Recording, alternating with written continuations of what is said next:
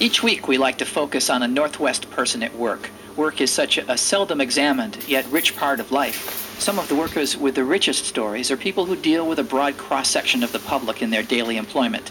They get to see a gaudy array of humanity, as Northwest Journal's Michael Monteleone found out when he spoke with a bus driver. The bus driver's passengers have included the man who thought he was an orangutan, a couple straight out of Harold and Maude, and one passenger waiting for a bus stop on another planet. Morning. You. Come on.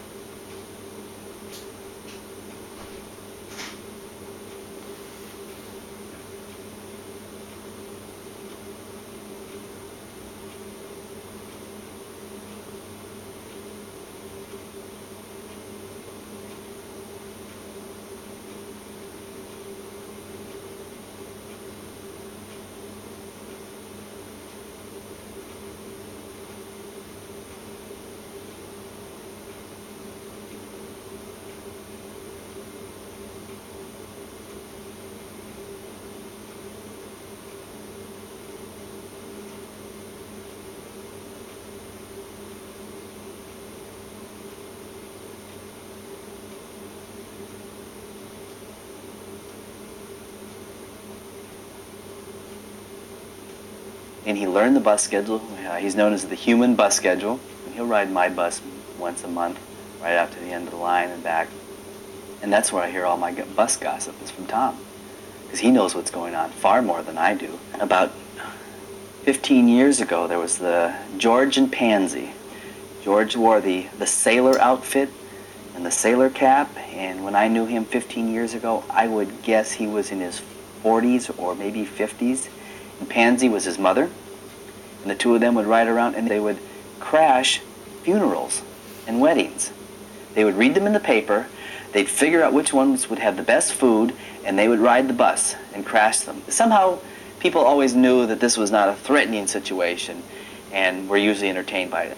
And once they got written up in the paper and featured in a few articles, then people were even more delighted to have him around. One occurrence, I was driving the 7 bus, and one fellow was asking for Hanford Street, and he wasn't making any sense at all.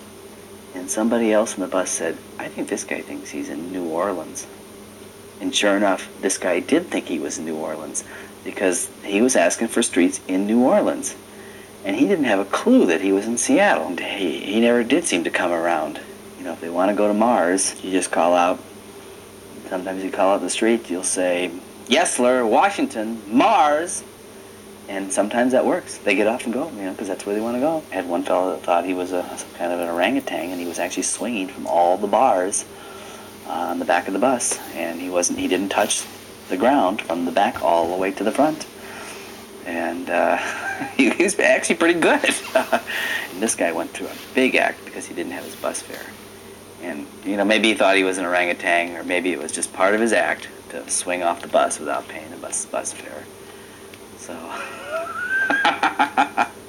if they're so weird that all you want to do is get them off, sometimes they know that.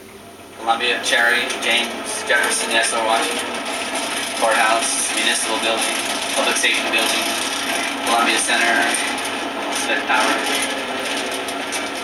and Mars. Charlie Thibault, a 21-year veteran of the Metro bus system in Seattle. Tomorrow on Northwest Journal, cattlemen and environmentalists talk about grazing on public